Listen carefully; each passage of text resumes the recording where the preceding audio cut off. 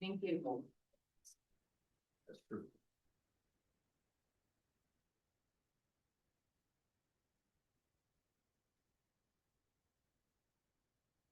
Okay, meeting is being recorded, which you probably heard.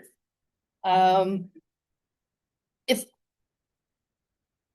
anyone's going to be speaking, you need to come up to the microphone, state your name and your lot number so that we have you for the record. And we follow the general direction of Robert's Rule of Order for anybody that wants to know. And that ensures that the majority is what rules, but the minority can still be heard. And we do ask that everybody show respect for one another. So it looks like we have a quorum of the board. So I'm going to call the Hollow Point board meeting to order on August 11th, 2026 at 2 o'clock. And I'd like to welcome all the people that are here. Call for board directors' comments on the agenda. Are there any amendments to the agenda?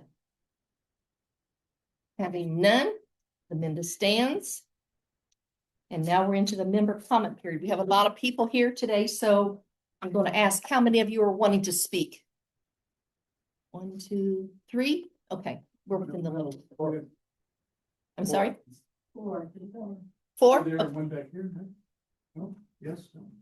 We're within the time frame. That's all right. That's all right. Okay. Each of you have 2 minutes to speak to the board, and we'd be glad to hear whatever you have to say. So who wants to go first? Don't all jump at once.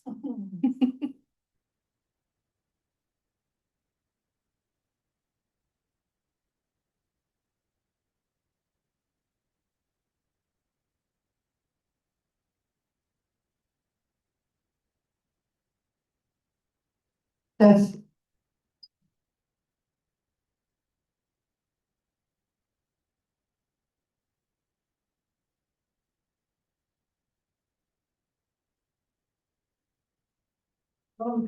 Please. Hello, my name is Chris Ethington, lot 306. When I first came to the board in June 2025 with concerns about invasive weed management at the beach, you directed us to work through the grounds committee. We followed that guidance. The beach stewards was formed. I joined the grounds committee, and together we followed the committee process, made qualified recommendations, developed the weed management request with full support from the committee and board representative. It is essential to clarify key misunderstandings at the center of opposition arguments that dismiss Burr-Sherville's threat. Noxious weed classification is not the same as ecological priority. The Washington Invasive Species Council makes that clear. Many harmful invasive plants are not listed as noxious weeds. Management priority is based on ecological impact, not legal status. State law reinforces this. Classification is a regulatory enforcement tool, not a measure of ecological harm. California's long-standing control of Scotch broom demonstrates this. Scotch broom is a state-listed noxious weed, yet Jefferson County does not mandate its removal because it is naturalized. California manages it because it's ecologically appropriate. Washington land managers routinely control non-classified invasive plants when habitat is threatened. Burr-Sherville is a recent invader that grows aggressively, emerges early when volunteer labor is limited, produces velcro-like seeds to easily spread. Washington authorities recommend proactive monitoring and control in sensitive areas to prevent displacement of native species that wildlife depend on. Beach stewards completed a 5-day petition targeting residents most familiar with the habitat. Engagement was exceptionally high, 100 member endorsements, over 11% of KPOA's voting unit with 67% response rate. We fielded questions. Not one member expressed concern about limiting funds for state or county classified weeds. This petition became necessary after the GM rejected the grounds committee's May request for emergency funds. A donor covered the KPOA shortfall, underscoring the need for stable board-supported solution. The Finance Committee's recent denial of weeds management budget conflicts with clear member support.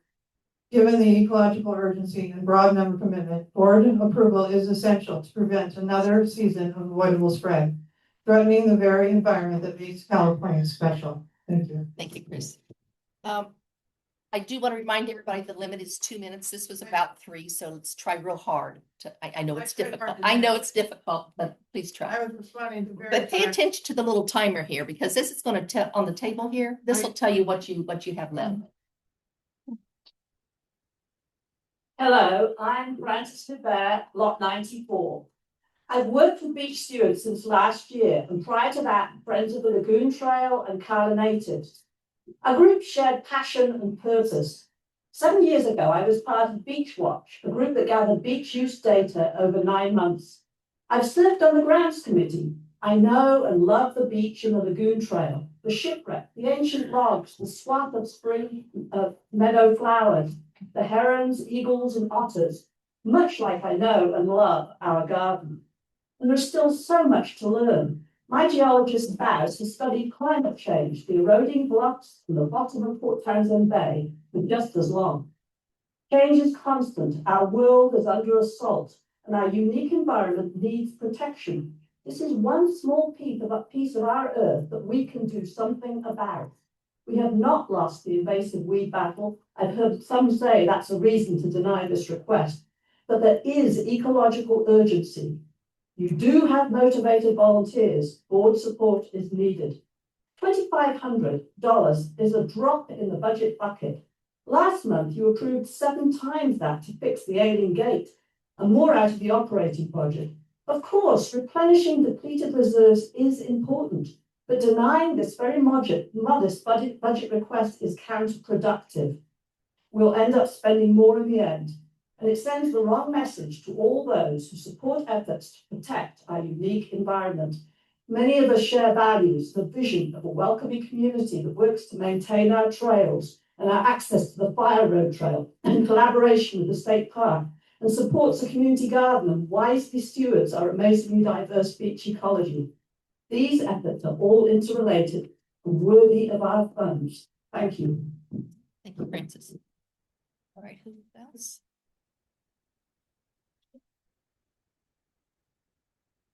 Hello, I'm Lori Silver. I live in the Bluffs. Absolutely could not find my lot number. However, here's can you set the timer now? Reach set it, please. Thank you. Our Calla Point Beach, Meadow, and Lagoon are priceless assets with unique environmental habitats. If we allow the invasive bird chervil to go unchecked, soon it will spread all the way to the point, drowning out, subduing, and taking the place of the existing native plant community, which we all love. The beach stewards and others before us have identified this problem and have endeavored to manage and stop the spread with help of dedicated volunteers, and this past June, professional invasive plant specialists paid for by a committed member of the beach stewards did an excellent job restoring the native roses and hedgerow where bird chervil had invaded. The donor understood how imperative intervention had become. I feel this cost should have been borne by KPOA, not a private donor. I urge the board to look beyond saving funds and to approve what really matters, saving and preserving our most valuable asset, the beach and the surrounding natural environments. Thank you. Thank you, Lori. Who else was out? Good job. The timer. Thank you, Kip. Hi, I'm Valerie Silver. I also live in the Bluffs, 121, Bluffs Lane number 2. Thank you for the opportunity to speak to you all today. I'm speaking in support of the proposed budget to have invasive species control budgeted into our annual expenses. We have the great good fortune of living in this beautiful place among people who care and look after our community, not only fiscally, but socially and environmentally. I'm also a beach steward, and in the case of a beach steward, it's a riches of people, individuals who are dedicated and concerned and knowledgeable with decades of experience in science and in environmental preservation. I'm not usually a public speaker. And if not for the unintended destruction of this habitat and the dispersal of bird chervil last year in the spring, I wouldn't be up here today asking for approval. So as a community, we have this rare opportunity right now to protect and preserve an asset that is an asset of beauty, of wonder, that's brimming with life, habitats, 4 separate habitats down there at the beach. We have the lagoon and the dunes and the prairie, and the beach. It's brimming with life, with birds, with pollinators, with shrubs, with trees, with flowers that are unique to this peninsula. I ask that we take this opportunity to preserve it and not degrade it for lack of $2,000. Anyway, okay, thank you very much for the time. Thank you, Valerie. Okay, let's move on to correspondence. Dan, you had the correspondence this month. You want to discuss what was out there? Yeah. Okay. A little tough to read, it is an eye chart, but the first one we had was from Patsy Mathis. Wanting to separate the mandatory changes from the optional changes as we go to adopt the RCW changes. Those were noted and sent to the board, and the board will consider that as we can continue to consider how we handle the but no actions needed here at the board level. The next two were people who had trouble accessing the survey online, and we got them hard copies of the survey up at the office for them. No action needed. Cindy Torpy wanted to know if there were restrictions on selling items here at the clubhouse during the art walk, and we advised that yes, charging and selling things commercially is not allowed here at the clubhouse. That's been a standing policy since I've been here. Nothing new. And there is no restriction on members of the community selling stuff from their home. They just can't do it here at the clubhouse. That's all.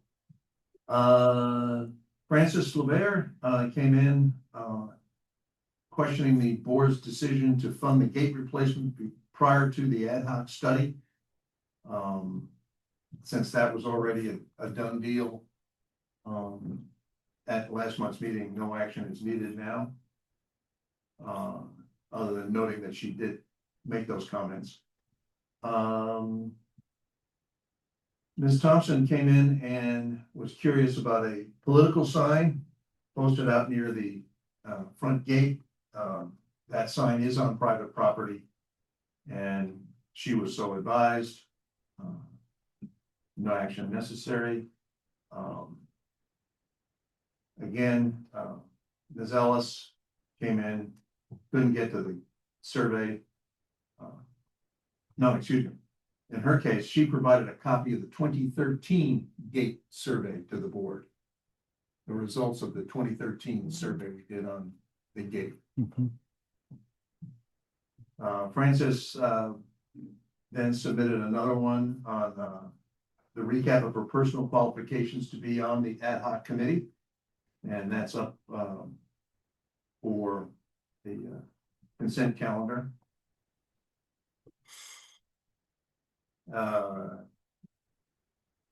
Chris Athington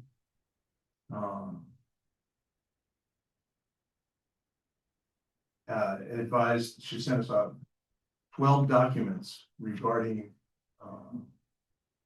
the invasive weed management project. And I said that the board could consider that as a change to the agenda if they wanted, or for a future agenda item if needed. Clearly, there's a lot of interest in that continuing. Mr. Green came in with a copy of a letter to the tree committee, sent to the tree committee. Just noted for interest on the part of the board. And Ms. Timanashi came in asking and commenting on the decision to retain the memorial plaque on the bench down by the beach entrance to the lagoon. And again, that's something the board can decide to consider or not. But that remains an open on her part. And with that, I pass the baton to Mr. Goldstein. You had a couple came in and since Friday. People love me. Just love that for next month. Keep those cards and letters coming in. So Dan, are there any things on this list for this past month that you think should be anything other than no action taken? Unless there's a board member who feels one of those two deserves an agenda item, Okay. probably for next month. The things that stick out to me is the selling in the clubhouse. Do we want to revisit that policy or do we want to keep it where it is? Do you want to talk about that next month or not? It will not have an impact on this year's art sale, No. but it would be something for a future consideration. And I know that we shouldn't just keep policies because we've always had the policy. But this policy, I think, is a good one, because otherwise we start endorsing commercial operations, which have always been prohibited here. Anybody else have thoughts on that, Jean? I had a question about why this policy appears in an application form as opposed to our rules. That can be fixed. That's an easy fix. Let's fix it. Okay. Let's talk more about what can be allowed in the clubhouse. So do you want this on a future agenda or you think that we can handle it? Let's see it on a future agenda. All right. I'll make a note of that and then,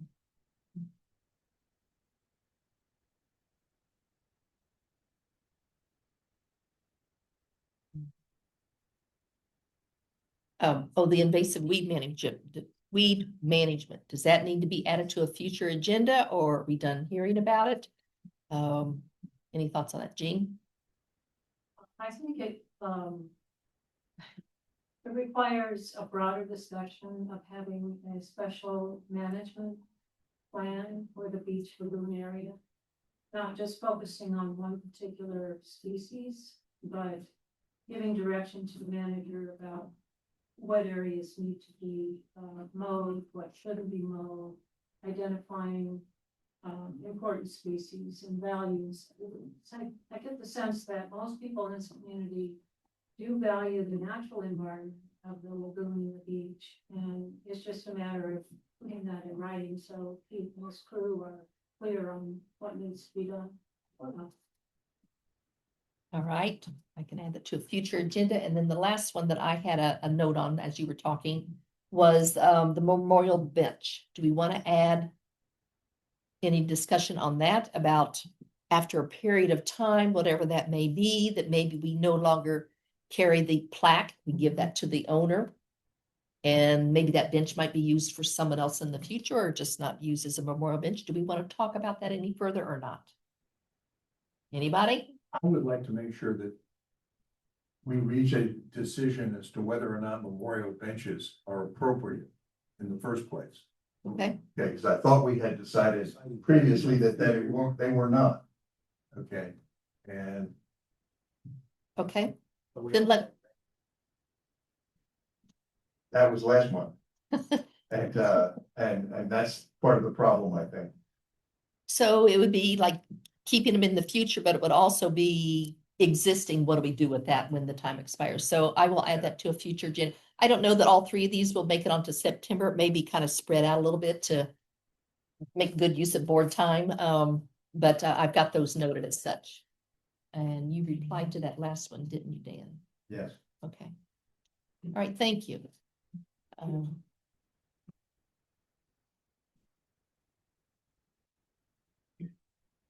Hold on 1 second. Mhm.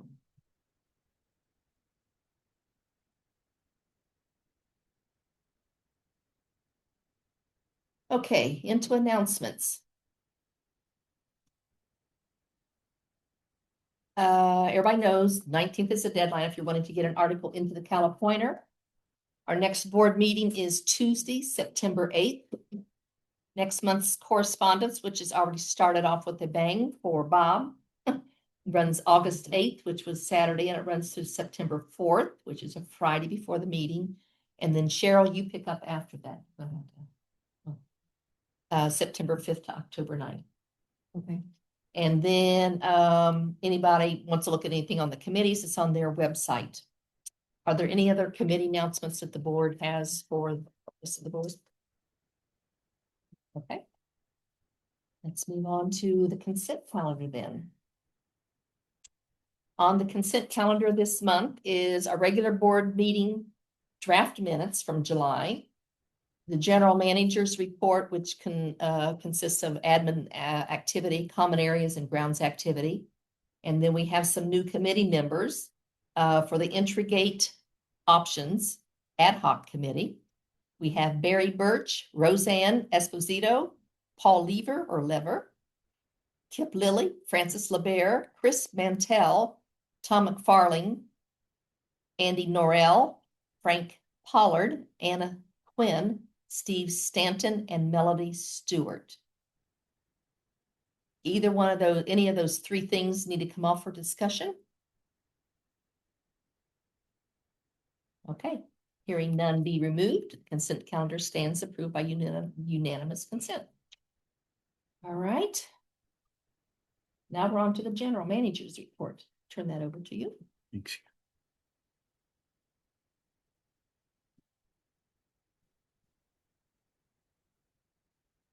All right, thank you. All right, I'd like to start off with several motions for the upcoming annual membership budget ratification meeting. So the first motion is to set the date of record for October 15th, 2026. October what date? October 15th, 2026. So I'll just need a motion for that. So moved. You. Okay, is there a second? Okay. Bob already had his hand up, Brian. I'm so sorry. You're fighting over it. All right, so the motion is to set the date of record for October 15th for the annual membership meeting. Does everybody understand what that means? Let's move to discussion. Is there any, and does everybody understand what that means? Okay. So this is for the annual membership meeting. This motion represents the cutoff date for new owners that can vote. No new owners after the date of record are eligible to vote unless the previous owner or owners sign a proxy to the new owners of record. So it's just a timing thing. Any other questions? Any more discussion? Okay, all in favor? Kip? Yes. Jean? Aye. Yes. Aye. John? Bob? Bob. Okay, got you this time. Dan? Yes. Yes. Brian? Sydney? Yeah. Cheryl? Sydney, you want to say it out loud? Yes. And Marilyn, yes. That's unanimous. Okay, thank you. All right, the next resolution is resolved is resolved that any excess of membership income over expenses for the year ending December 31st, 2026 shall be applied to the 2028 budget assessments as provided by IRS Revenue Ruling 70-604. This is a standard resolution that goes before all of you every year. Okay, is there a second to that motion? I can't make the Oh, motion. sorry. I'm Is just there presenting. something? Dan makes the motion, sorry. Kip made a second. The motion is Resolve that any excess of membership income over expenses for the year ending December 31st, 2026 shall be applied to the 2028 assessments as provided by IRS Revenue Ruling 70-604. Discussion. Just to be clear, that doesn't really say that the resolution is to be placed on the ballot. The budget resolution will be 2026-1. What I'm saying is that sounds as if we are approving that here and we're not, we're putting a resolution on the ballot that says that for the membership to vote on. That's what we're doing right now. Read the wording again. Resolve that the excess of membership income over expenses for the year ending December 31st, 2026 shall be applied to the 2028 assessments as provided by IRS Revenue Ruling 70-604. Now, on my GM report, it says membership meeting agenda resolution 2026-2. Okay. That's all I'm saying. Right. That's easily, we can add that to it. Fix it right now. Yeah, membership meeting agenda resolution Right. 2026-2. But we're not resolving it here. We're putting up the resolution before the membership. Yep. Okay. Okay.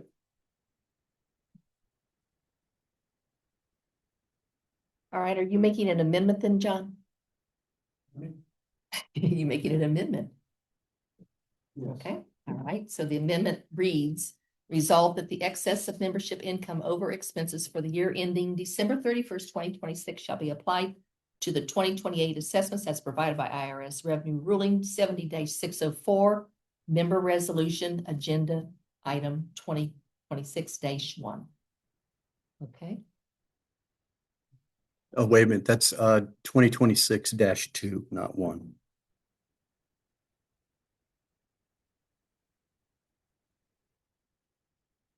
Okay. read it again. No one made a first on that? Well, let me change it to 2.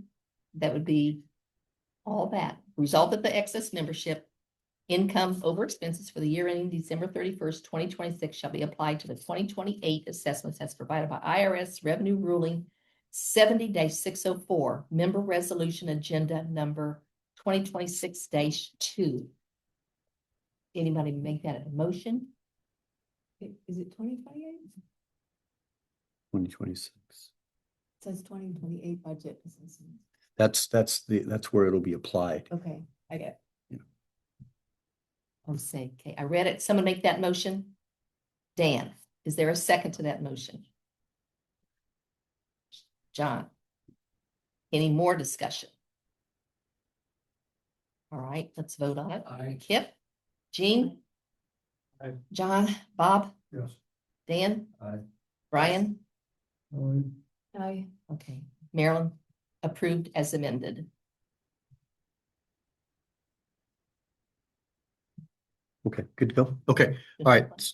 Yeah, the next one is to per resolution 2026-1 move to set the, it's like I got the wrong motion in front of me.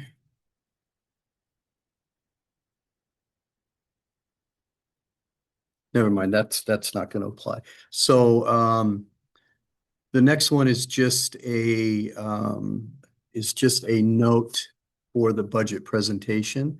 And so the 2027 budget review is scheduled for Tuesday, October 13th, 2026.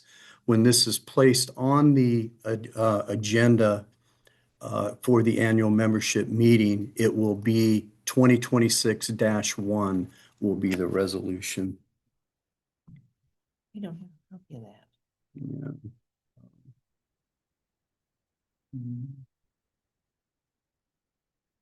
Many papers in front of me, so. So there is no resolution for that. This is just an advisory to all of you that the budget review will be on that day. is Okay. really what At that the- is. At the October budget. Yes, yes, At the October board meeting, yes, that's when we're reviewing the budget. that is correct. That's what he's. Yep. And then I also just want to make note that the mailing date for the annual membership budget ratification meeting will be Monday, November 9th. This is when we're going to mail all of the supporting documents for the election and the resolutions and a copy of the budget. So that will be November 9. And then the next motion is to set the annual membership and budget ratification meetings for Tuesday, December 8th, 2026 at 1 p.m.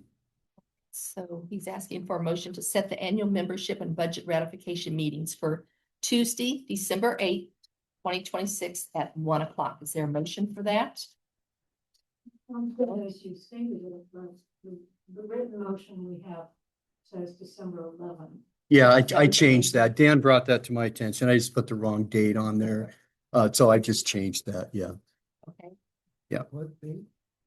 December 8th, it's second Tuesday. Dan, are you mentioning? Okay, who would like to second that?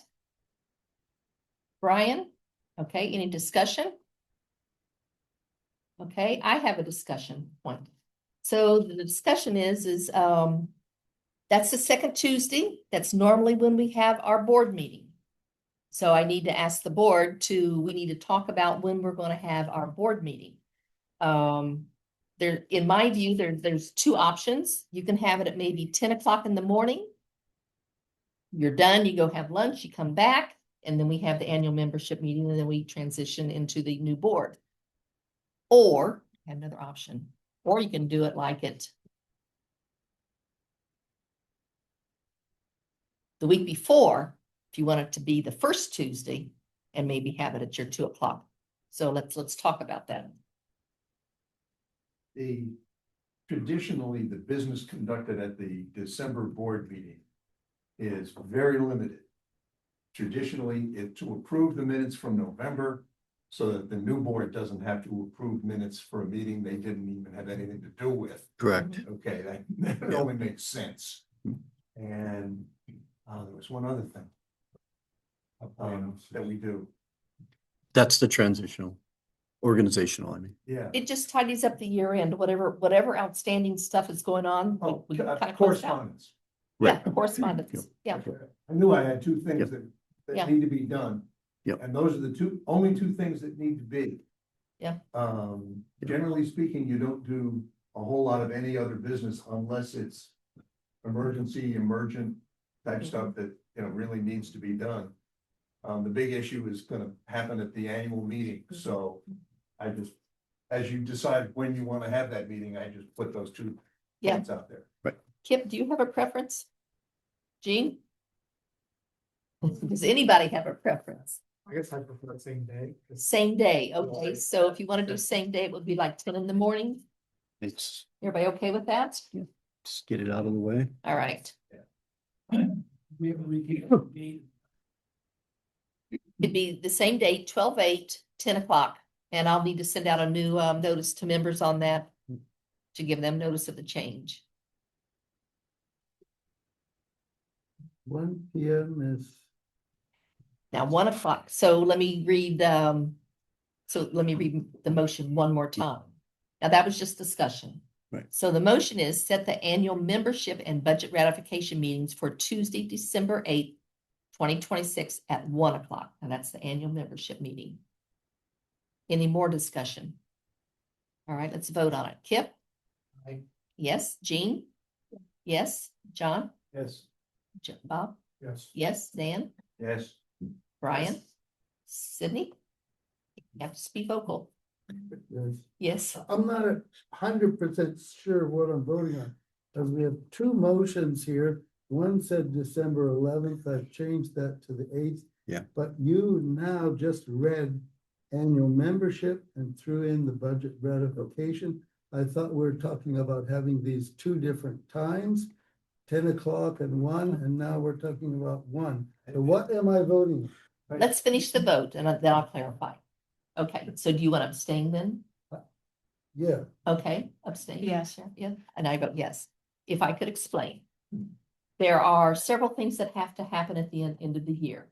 One is you have to have your December board meeting, just like today. We're going to have that Tuesday the 8th at 10 o'clock in the morning. Wrap up the year. Same day at 1 o'clock. We're going to have the annual membership meeting, which will include the budget ratification piece. And after that, then we're going to do the transition into the new officers. Lack of better words, Chuck. That's all, Dan. The only reason I bring Brent. this up is that for Sydney, the budget ratification and the annual meeting must be separate meetings because there's a quorum requirement for one and not the other.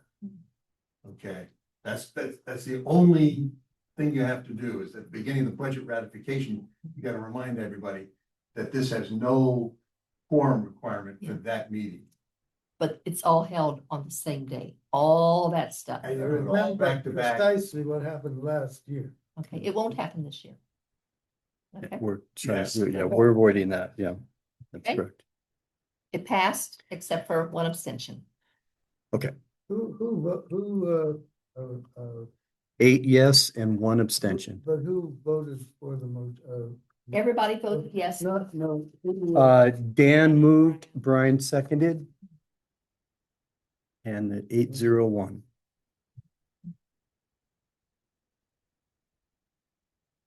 All right, thank you, everybody, on that. I got just 2 more things and Oh, then I'll, sorry. and that's quite right.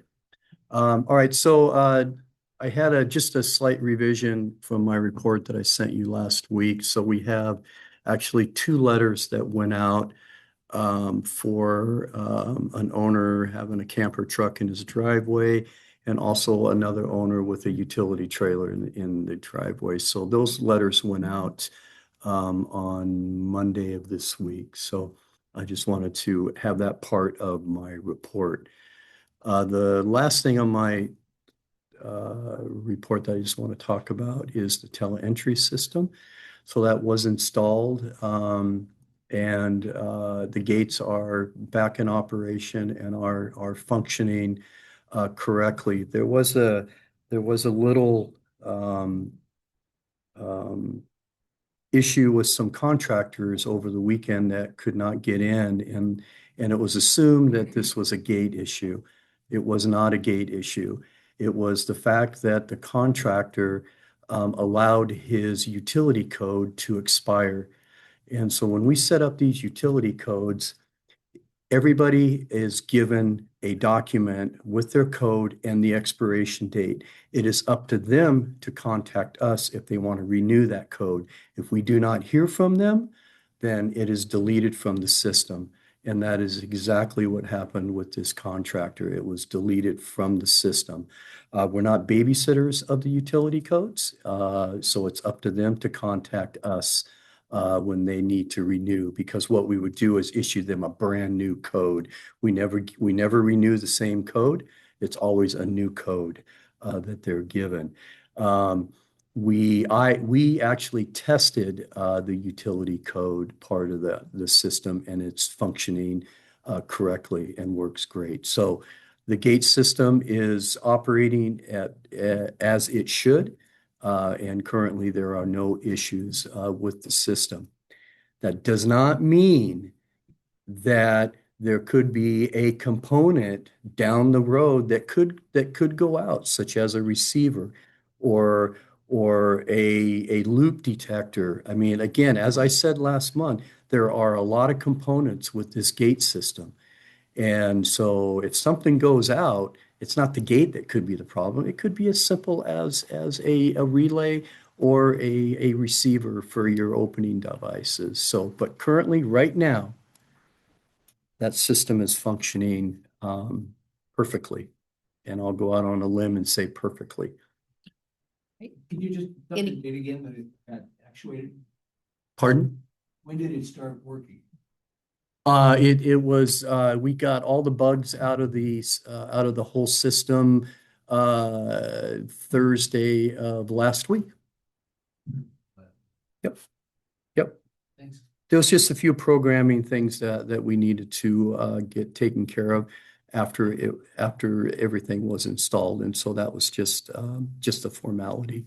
One last thing before I turn it over to Marilyn, the excuse me, the pickleball court, 3 down below that's getting resurfaced. That project will be complete today. They're just finishing up the lines on that right now. And so we're going to let that court sit for a week or so, maybe week and a half, maybe 2 weeks before we open it up for use. The reason why we're delaying it for a little while is the shaded part of the court. It's going to take a little bit of time for that paint to fully set. Right now, they were trying to put tape on the court to do the lines on the back half, but because it was so shaded, the tape was not sticking, so they had to wait for the sun to come around and heat up that court a little bit. So I want to make sure that everything is set and cured before we put feet on the court and open it up. Okay, but that's it. Thank you. Do any directors have any questions for Keith? No, I just need to excuse myself for a minute. I have an emergency phone call today. Absolutely. The minutes will note that Dan left the meeting, I'll be back. but he'll be back. All right, for Keith? On the calendar, that was just went over for various resolutions. Prior to the budget review, is there a town hall scheduled for September 15th? Yes, there is. Yes, there is. Yep. 1 o'clock. 1 o'clock here. Yes. Yes. Yes. Had that on next month's announcements. Could have done it today. That'll be, yeah. Okay, any other questions for the general manager? All right.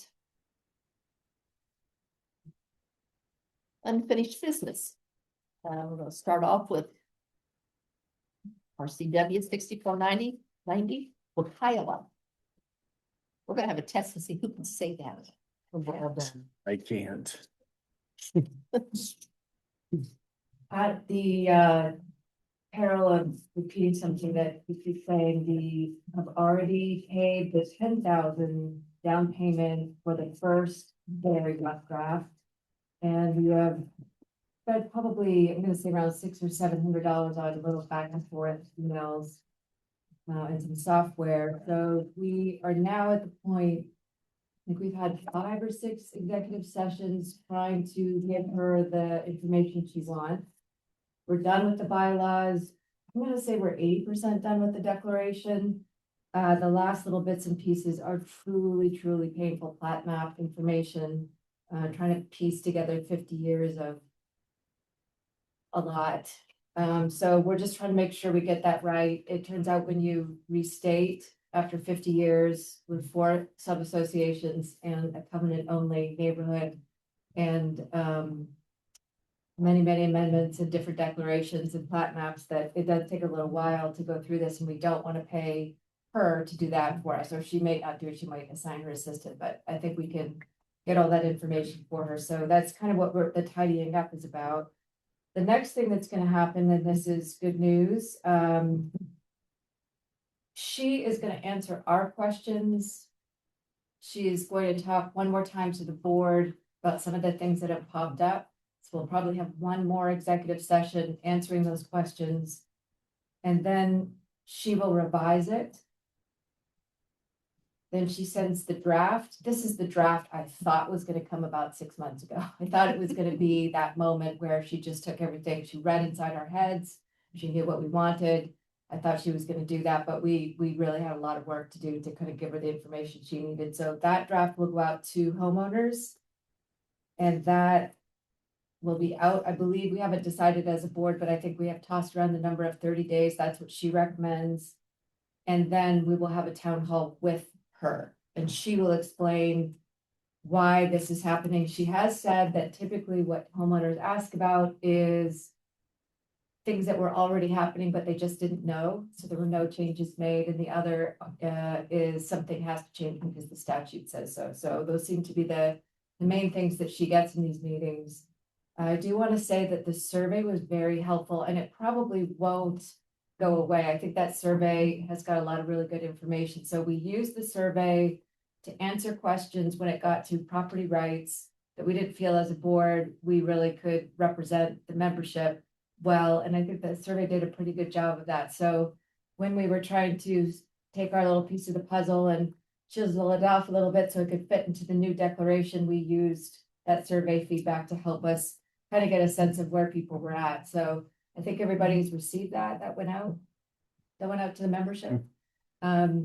So feel free to ask any board members about that. Other than the declaration, we really haven't discussed it or done anything with it, but I think that there's lots there that could be helpful. So I think that's everything. Does anyone have anything to add? Did the survey results go out to the membership? Yeah. Mhm. There was a question at a committee meeting yesterday. Whether the people asked for that. So Oh, it should be on the website if they want to access it. So it wasn't sent directly, just on the website? Well, it was sent. Both. Was it? Oh, okay. Any other comments or questions for Cheryl? I really appreciate everybody. No, I don't. 2,000 comments from this board. It has been a lot to work through, but I really appreciate all the thoughtfulness that everybody has done because it's a Christmas tree light tangle, maybe 2 or 3 strings that we're trying to undo. And so I appreciate that and appreciate Cheryl's leadership on this. Let's move on to status of 2025 survey items. We have the only things left is standing seam metal roofing and deer resistant fencing options. Dan, you want to give us an update? I have 2 motions. And, do the one that comes up there first. Is it, Having circulated proposed text to the membership for comment, I move to approve the total replacement of APP 3 Appendix H with enclosure 1. Okay. That is the portion of the APP on architectural stuff that deals with wood storage sheds, garden utility sheds, greenhouses, gazebos, pavilions, and pergolas. I think I got them all. The text used to say that metal roofs were not allowed, so we deleted that and they now allow for metal roofs. And then you would refer back to the portion of APP 3 that says for standing seam metal roofs, here are the rules that we have for standing seam metal roofs. What it continues to say is that the roof of the shed, pergola, gazebo, blah, blah, etc., has to match the roof on the house. Okay, so if you're gonna put a standing seam metal roof on the house, you gotta be able to put one on the shed. And that's what this does, is correct that. Okay? And so I ask for your approval of this motion. All right, is there a second? Okay, let me read the motion again if I could, Dan. seconded that? I'm sorry. Bob. Thank you. Having circulated the proposed text to the membership for comment, I move to approve the total replacement of APP 3 Appendix H with enclosure 1. Is that correct? Yes, ma'am. Okay. Any discussion? Did it make sense?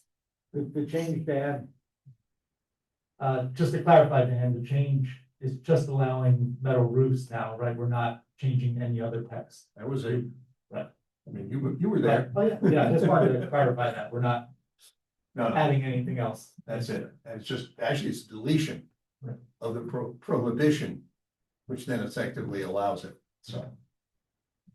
Just one other question. Suppose someone has both a house and a shed. And let's say their house roof needs to be replaced and they replace it with a standing seam metal roof. Do they have to also replace the shed roof at that same time? Is that what we're inferring? Yes. I mean, the idea, the shed essentially is one square of roofing material. Okay, for those of you who aren't familiar with roofing material, a square of a roof is about 100 square feet. Okay, and so if you redo your roof with whatever, okay, and whether it's metal or not, but you change the color from dark black to dark brown, okay, yes, you should do that, but it's just, there's gonna be one square left over, you know, in all likelihood, and so you just put that on the shed and you're done. Okay, was the idea, and likewise with metal or whatever, there's gonna be, I don't wanna say waste, but, you know, leftover material, simply because the way it's done.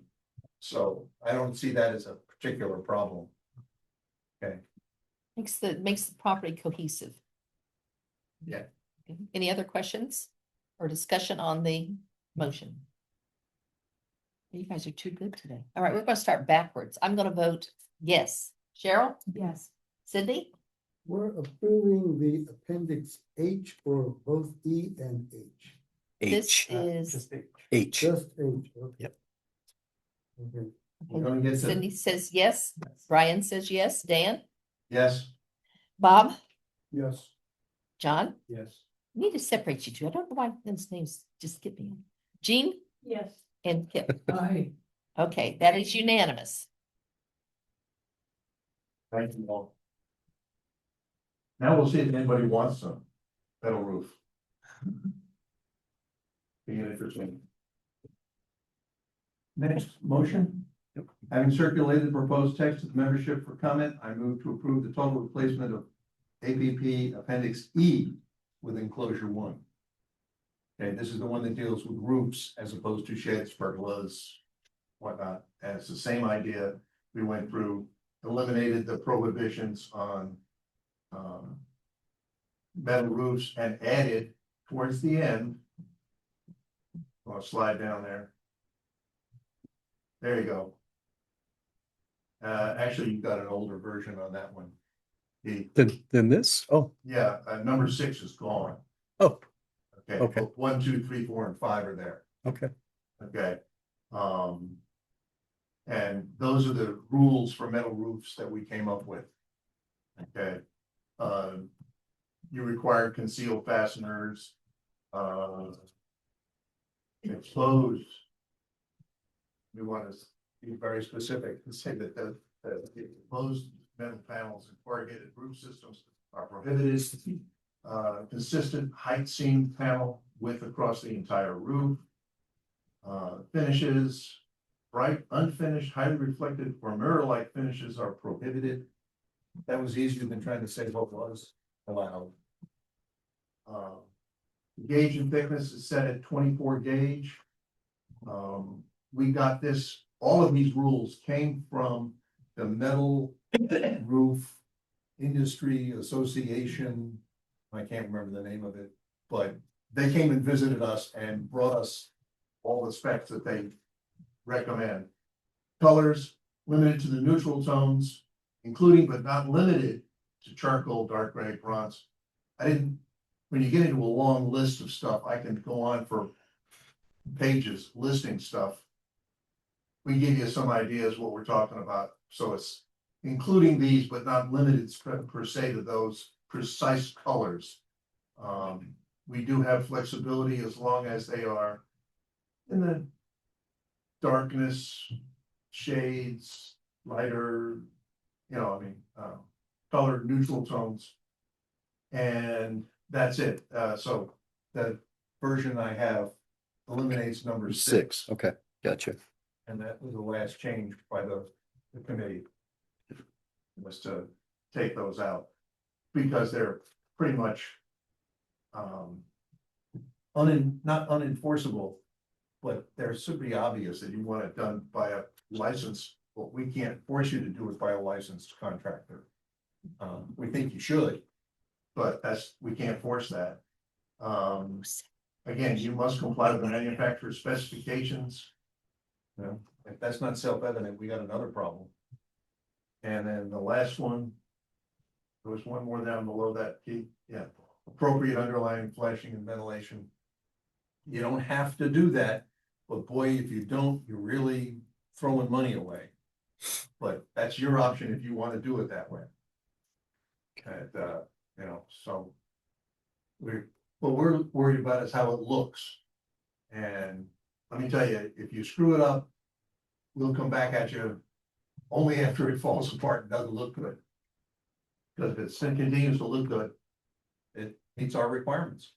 Okay, Dan, that was a long motion. You wanna? No, the motion is simple to replace appendix E with enclosure 1. Second. Okay, is there a second to this motion?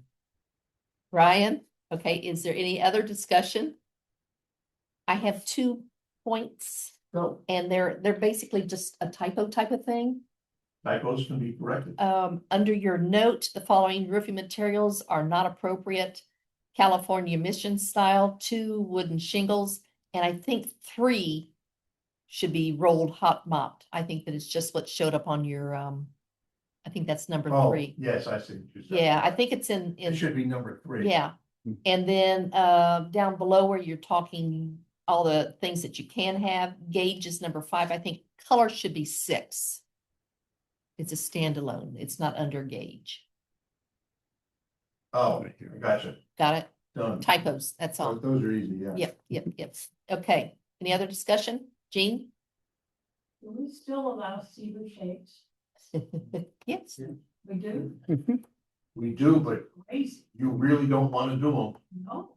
There, We- there's, Because we did have a member, an owner here, in the last 2 years, who went to Canada to get the cedar shakes because what she was looking for was fire retardant yes, cedar shakes. yes. I don't want to tell you what she paid for them because I Yes. don't know, but It was incredible. it is incredibly expensive. Cedar shakes are a fire hazard if they're not fire retardant. So she went and found the fire retardant cedar shakes and put them on. And it was an interesting situation because cedar shakes, when you first put them on, are the wrong color. But they change color quickly as they're exposed to sun and the atmosphere. Well, these didn't change quickly because of the fire retardant compounds, chemicals that have been used. They have now changed color eventually, and they're now looking like we had hoped they would. But if somebody wants to put on fire retardant cedar shakes, we're not gonna tell them no. I mean, I'm gonna look at them like they got more money than common sense, perhaps, but, you know, that's their choice. Okay, any other questions? Well, as long as we're making changes here, why don't we add the words fire retardant to number 1 cedar shakes? That's a special kind of cedar shake, isn't it? Friendly amendment. Do we want to require that is the question. And we have not in the past required that. You haven't required fire retardant. We have not.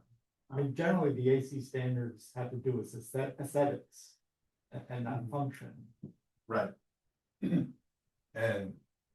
you know, so I hesitate to say that they have to be fire retardant. I think we still have a couple homes out here that have the cedar shake. Yes, we do. Yeah, yeah. And, you know, I mean, they're getting fewer and fewer. Yeah. And I honestly, considering the cost of what I saw happen to that house, I suspect we've probably seen our last cedar shake roof. But, Are we leaving the motion as it is, or are we making an amendment? Gene, I'm gonna, you know, defer back to you. If you'd like to make the friendly amendment, you can, but I mean, clearly you're right. I think it's unnecessary, but that's personal opinion of one. Well, I would make it as a friendly amendment for the reason that cedar shakes are a hazard, like I said, and a hazard on one house could easily spread to a disaster in the neighborhood. All these other materials we're talking about are fire resistant, or fire retardant, and that's why they're there.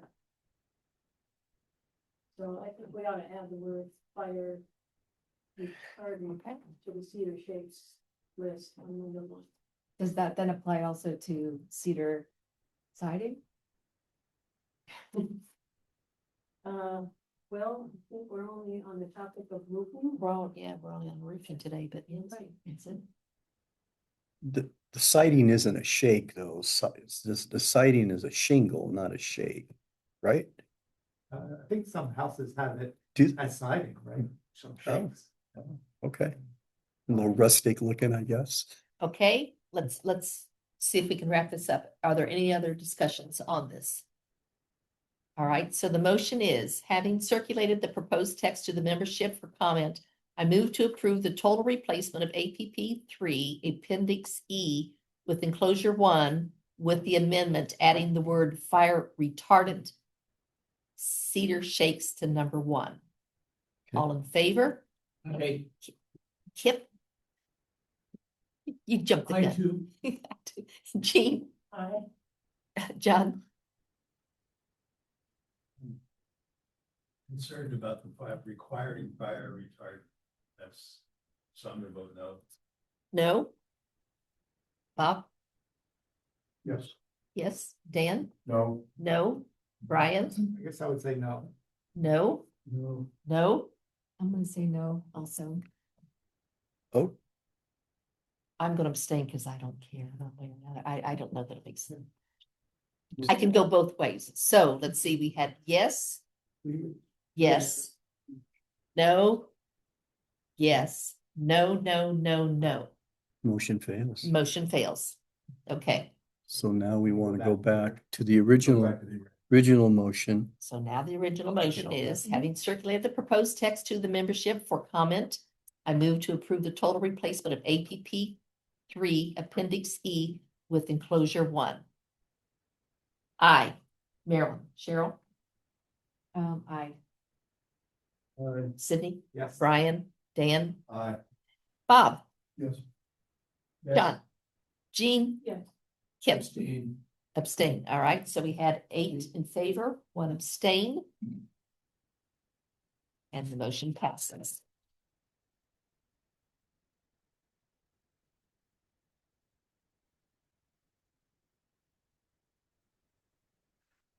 Quite a few. And as I said, the real question is gonna be, how many people opt to use it if we go forward? And, these are expensive. Oh, excuse me. This is not a low-cost alternative, just in case anybody's interested. All right, new business. There is none. Do we need to talk about gear resistant fencing for a second? Oh, sorry, Dan, I'm sorry. Only to Thank say you. that it you. remains on our agenda and we're hoping to have text and language next month. Okay, when you do the text and language and bring it to the board, then you're gonna do like this standing seam metal, send it out to the membership so Yeah. they can make Oh, yeah. comments. Oh, Okay, yeah. all right. It's an APP change, it's how it's gonna come out, and so we're gonna have to circulate it. That'd be September then, Dan? Or October, When he gets it done. when you get it done. Yeah, I mean, this is gonna be significant. Yep. And Okay. I would encourage the committee to wrap it up because the survey was last year, July. So that's all. I Okay, understand. new business, there is none. So we get to skip right over that and move to board goals. Still maintaining 2-hour board meetings, post board and committee minutes within 7 days of approval. Is everybody doing that? Your committees, all getting them posted? And then respond to the monthly correspondence within 5 business days, and I think that we're doing well on that, so. If there are no objections, we will adopt a motion to adjourn. So moved. Adjourned.